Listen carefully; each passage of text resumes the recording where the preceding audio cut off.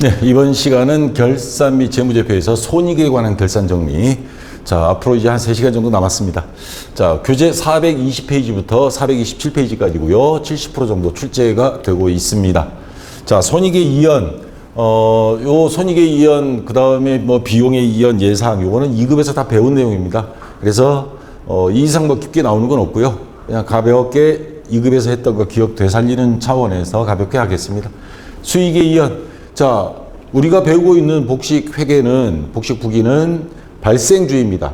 돈이 들어오고 나가는 현금주의가 아니에요. 그건 가계부나 그렇고, 그리고 우리는 발생주의의 원칙에 입각해서 돈이 들어왔든 안 들어왔든 이 비용 또는 수익이 이번 회계 기간에 속한다 하면 이번 장부에 적어 놔야 되고, 아니다 하면 내년으로 넘겨야 됩니다.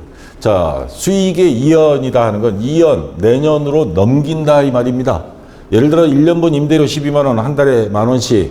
근데 이걸 선불로 받았습니다. 6월 1일 날. 자, 그래서 돈 받을 때 임대료라는 수익으로 적어 놨는데 알고 봤더니 올해 거는 7개월치고 나머지 5개월치는 내년도 거를 선불로 받았다 이 말입니다. 그러면 요거는 내년 장부로 넘기는데 이거를 이연이라 합니다. 수익, 임대료라는 수익을 내년 장부로. 자, 그래서 요거를 분개를 하면, 자, 요거는 이자 수익을 예를 든 겁니다. 12월 31일 당기 이자 수익 12만 원, 한 달에 10,000원씩. 아까 임대료처럼 이거는 이자를 받는 건데, 차기에 해당하는 이자 수익 5만 원이 포함되어 있다. 1년치 이자 수익 12만 원인데 선불로 받았다 쳐요. 뭐 사채업자들은 이러겠죠. 자, 근데 당기분 장부에 있는 건 맞아요. 그러니까 돈 받을 때 차변에 현금 12만 원, 대변에 자, 이자 수익 12만 원 요렇게 했겠죠. 근데 알고 봤더니 5만 원은 내년도 거다. 그래서 요거를 5만 원 빼주고 요거는 먼저 받은 선수 수익이랑 부채가 됩니다. 선수금 먼저 받았다. 그거와 마찬가지로 수익을 먼저 받은 거기 때문에 5만 원은 내년 장부로 보내주는 겁니다. 자, 이렇게 회계 처리하면 되고요. 시험 문제는 이론 시험에 70회에서 자, 이런 식으로 나온 거 있었습니다. 발생 기준에 따른 재무제표 작성 시 발생과 이연이 개념을 사용하여 기말에 결산을 하게 되는데 이와 관련된 개정 과목으로 맞는 것, 수익 비용의 이연 및 예상에 해당되는 4가지 선수 수익, 미수 수익, 그 다음에 선급 비용, 미지급 비용. 자, 4가지 중에 해당되는 거 1번이죠. 선급금은 말 그대로 이건 자산이고요. 선수금은 부채, 가지급금은 임시계정입니다. 부채의 성격을 띤, 자, 그래서 1번이 정답이 되겠습니다. 자, 그 다음 2번 문제. 당기에, 이번엔 비용이 이연입니다. 당기에 현금이 지출로 발생한 비용을 당기에 비용으로 다 처리했는데 예를 들면 보험료 24만 원 지불했어요. 보험료는 선불 맞죠? 1년 한꺼번에 주죠.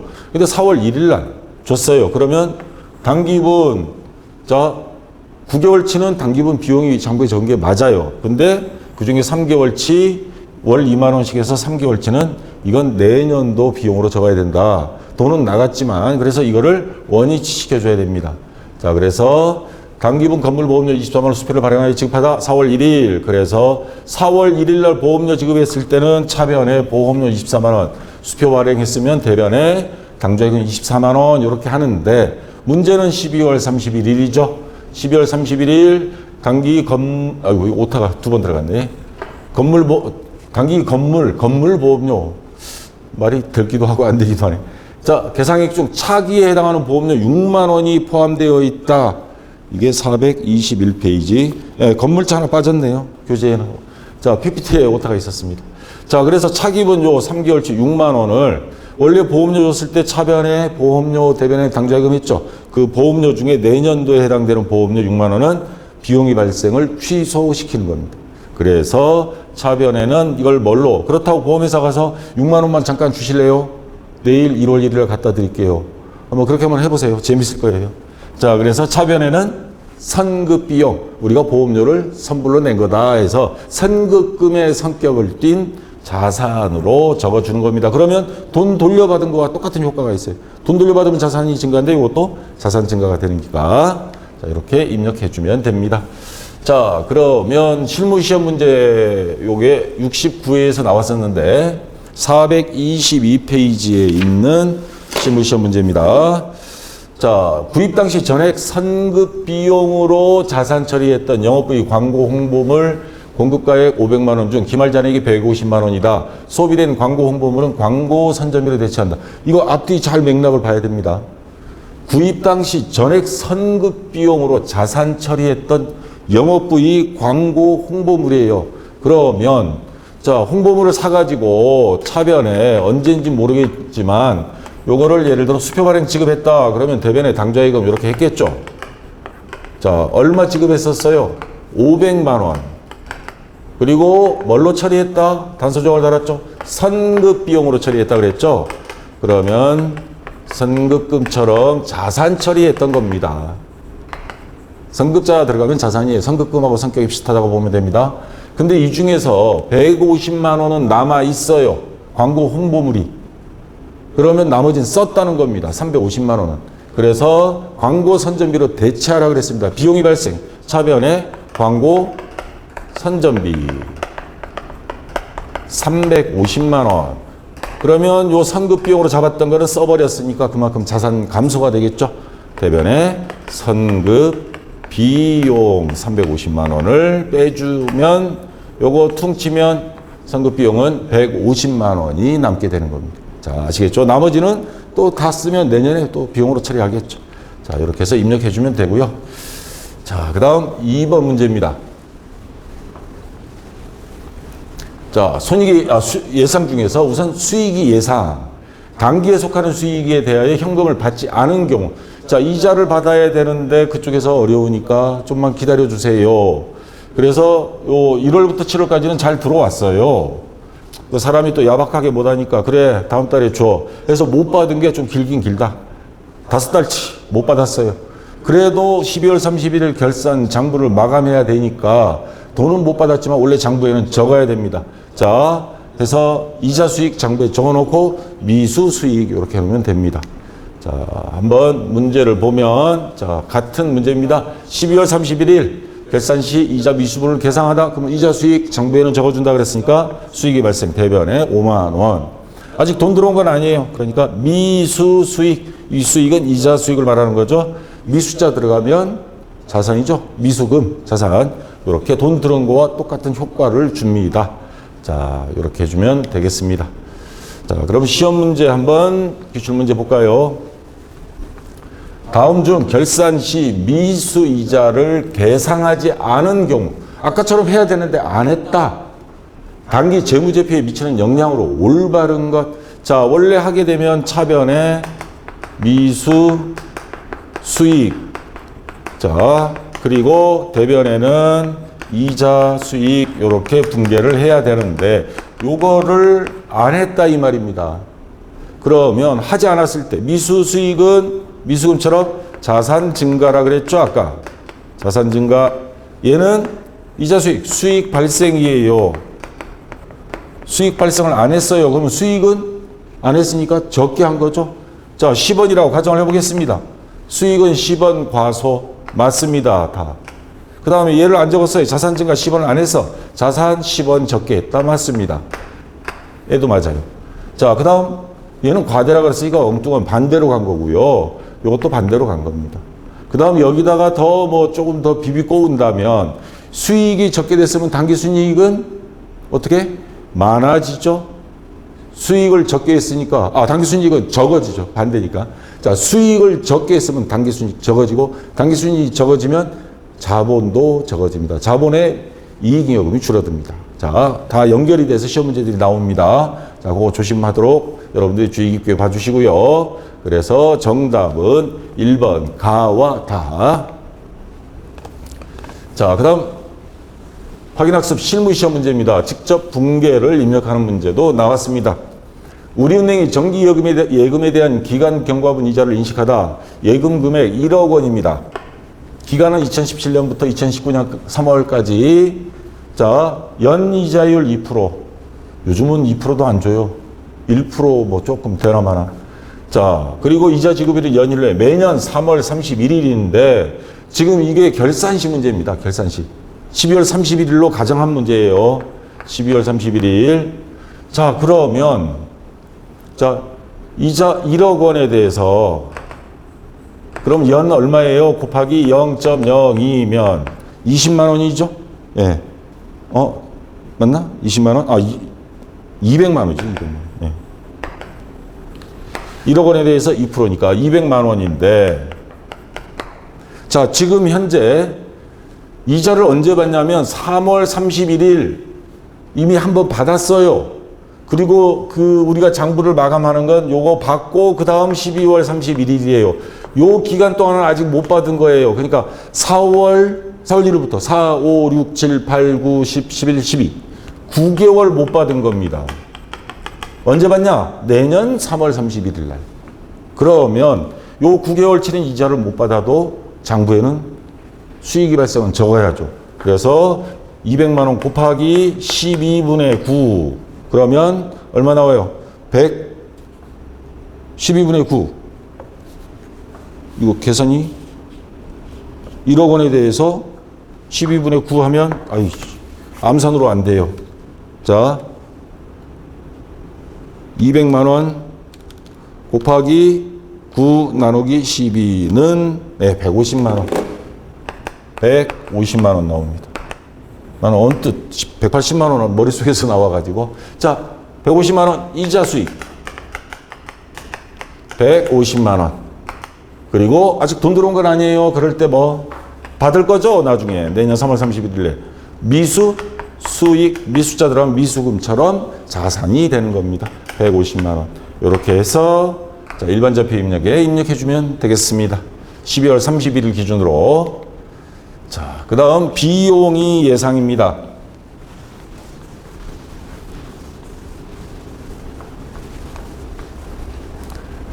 자, 단기에 속하는 비용에 대하여 결산일까지 지급하지 않은 경우, 예를 들어서 우리가 반대로 이자를 줘야 돼요.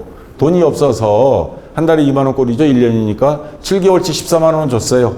근데 나머지 10만 원은 요즘 어려우니까 요거 5개월치는 다음 달에 드리겠습니다 한 게 내년이에요. 그래도 우리 입장에서는 요 미지급액 10만 원, 이자 비용, 그 다음 미지급 비용 이렇게 적어줘야 됩니다. 자, 그래서 요걸 가지고 예제 7번 문제가 나온 겁니다. 자, 그래서 요 미지급액 10만 원에 대해서 이자 비용 장부에 적어주고 아직 돈은 못 줬으니까 미지급 비용, 이 비용은 이자를 말하는 거고요. 10만 원 이렇게 분계를 입력해 주면 되겠습니다. 자, 그래서 실무시험, 확인학습 이론 시험 1번입니다. 결산 시 미지급 이자를 계상하지 않은 경우 단기 재무제표에 미치는 영향으로 틀린 것 찾으라 그랬습니다. 67에 나왔는데 요거 만약에 정상적으로 적었다면 아까 보기에서 드렸던 것처럼 차변에 12월 31일이죠.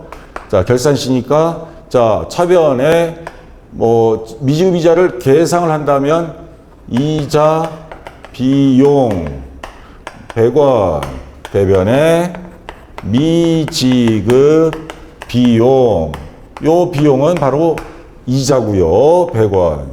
자, 이렇게 분계를 했어야 되는데 요 이자 비용은 비용이 발생, 다시 말해서 비용이 증가, 그 다음에 요거는 미지급자 들어가면 부채가 된다 그랬죠. 부채가 증가, 이렇게 돼야 맞는데 요거를 안 했단 말이에요. 요거를.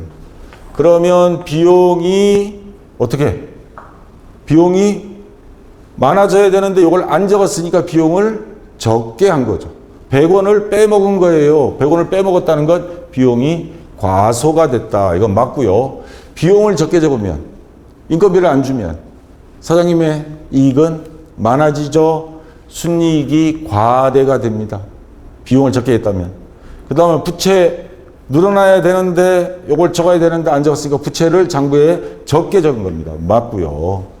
그 다음에 이익이 과대, 이익이 많게 되면 자본도 과대가 되죠.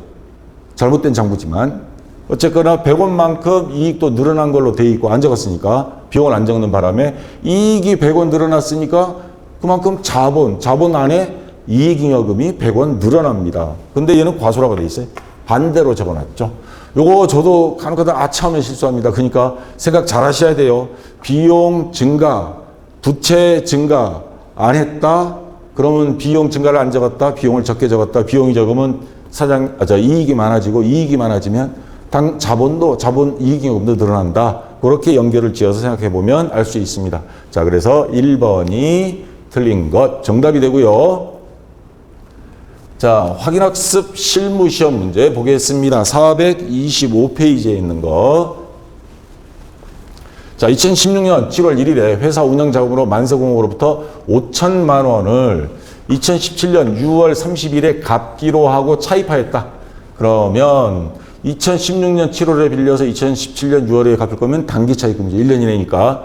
이자는 최초 차입한 원금의 월 3.6%의 이율로 월입니다. 그러면 5천만 원에 대해서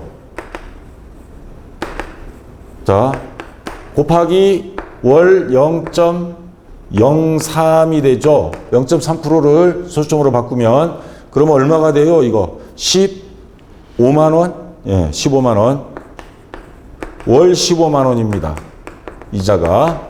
원금을 상환하는 2017년 6월 30일에 지급하기로 한 거래에 대해 기말 현재 당기분 이자액이 미계상되어 있음을 확인하다. 거래처 코드를 기재한다. 이자를 15만 원씩 주기로 했는데 주는 거는 내년에 줘야 될 거예요. 자, 그러면 7월 1일에 빌렸습니다. 그러면 현재 몇 개월 경과했냐면 7, 8, 9, 10, 11, 12. 6개월 경과했어요. 곱하기 6개월. 그러면 현재까지 장부상에 적어 놔야 될 이자 비용은 90만 원이 됩니다. 자, 이 90만 원은 아직 줄 때는 아니에요. 근데 우리가 장부를 마감하는 12월 31일에 이 비용은 적어 놔야 됩니다. 왜? 돈은 내년에 한꺼번에 나오지만 원래 비용이거든요. 그래서 차변에 이자 비용. 자, 얼마예요? 90만 원. 그리고 미지급 비용, 요 비용은 이자를 말하는 거고요. 90만 원. 자, 거래처를 적으라 그랬습니다. 거래처 코드 어디예요? 만세공업. 자, 미지급 비용 거래처 입력합니까? 맙니까? 뭐 채점 기준에는 보니까 뭐 입력 안 해도 틀린 걸로 안 했는데 이렇게 단서 조항이 있을 때는 반드시 거래처 입력해 줘야 됩니다. 자, 이렇게 해주면 되고요. 자, 그 다음 소모품. 요거 2급에서 배웠던 겁니다. 자, 다시 한번 확인만 하겠습니다.